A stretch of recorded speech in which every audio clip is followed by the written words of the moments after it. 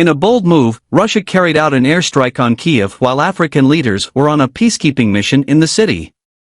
The peace mission was organized by South African President Ciryl Ramaphosa, who announced the trip to Kiev and Moscow in May. While in Kiev, Ramaphosa attended a ceremony honoring the victims in Bucha, where he was later shocked to learn of the airstrike. On the Telegram messaging app, a Putin ally gave the order to fire the weapons of God on European cities. Ridiculously, the Russian leader now calls his weapons of destruction weapons of God.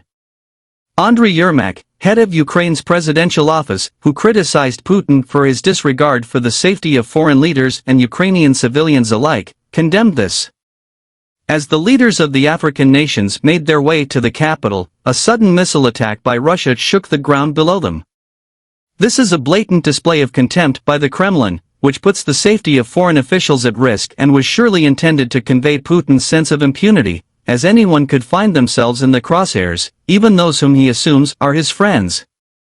Yermak spoke out, saying the rockets had caused a stir, even as U.S. President Joe Biden and UN Secretary General Antonio Guterres made their own visits to Ukraine. It is clear that the world cannot sit idly by, and must unite behind a firm stance against such Russian aggression. He urges world leaders to unite around President Zelensky's peace formula, while showing strength to a state that threatens global security with terrorist tactics. Remember, only a strong position and diplomacy can stop the terror of Russia. The announcement of the New World Order from Moscow is a concern for all states, including Ukraine. Reports from the Ukrainian Air Force indicate that its defense system successfully intercepted and shot down numerous ballistic missiles, cruise missiles, and drones.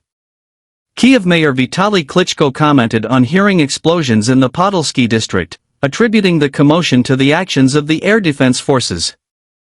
When a delegation of African leaders, headed by South African President Ciryl Ramaphosa, was trying to mediate between Kiev and Moscow, an attack was reported to have occurred that failed to harm civilian infrastructure or the city's citizens, Klitschko added.